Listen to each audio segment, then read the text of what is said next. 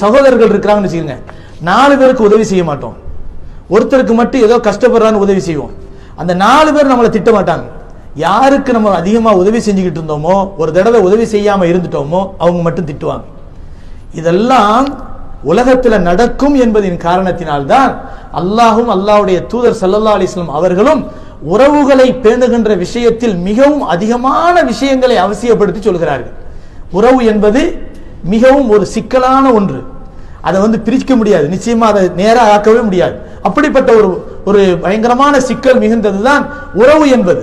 இந்த நிலைமையில அவர்கள் திட்டினாலும் அவர்களுக்கு கொடுத்து உதவுவது, அவருடைய பந்த பாசத்தை உருவாக்கிக் கொள்வது, அவர்களுடைய இணைப்பை துண்டிக்காமல் இருப்பது இருக்கிறதே, இதுதான் ஒரு உண்மையான மூமினுக்கு அழகு. அல்லாஹு தஆலா இதைத்தான் சொல்லுகிறான், லவ் அன்ஃபக்த மா ஃபில் அர்தி ஜமீஅன், பூமியில இருக்கக்கூடிய அத்தனை செல்வங்களை நீங்க கொட்டி கொடுத்தாலும் மா அல்லஃப்த பைன குலூபிஹிம், அவர்களுக்கிடையே நீங்கள் உல்ஃபத் என்ற பிரியத்தை உருவாக்க முடியாது.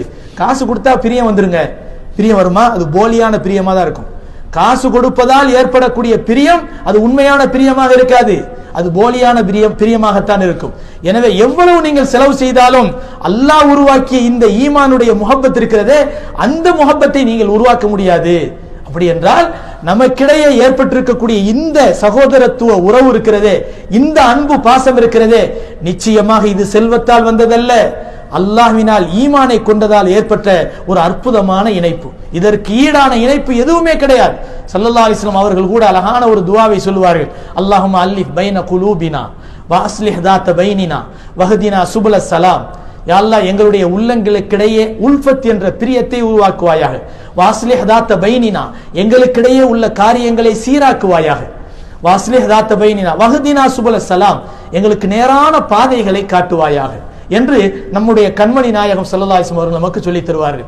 உல்ஃபத் என்ற பிரியம் இருக்கிறதே, அது எப்பேற்பட்ட எதிரிகளையும் தோற்கடித்து விடும், முறியடித்து விடும். நம்மிடத்திலே இருக்கக்கூடிய அந்த ஒற்றுமை இன்மை என்பதுதான் நம்மிடத்தில் இருக்கக்கூடிய இன்றைய மிகப்பெரிய ஒரு பலகீனம், மிகப்பெரிய பலகீனம்.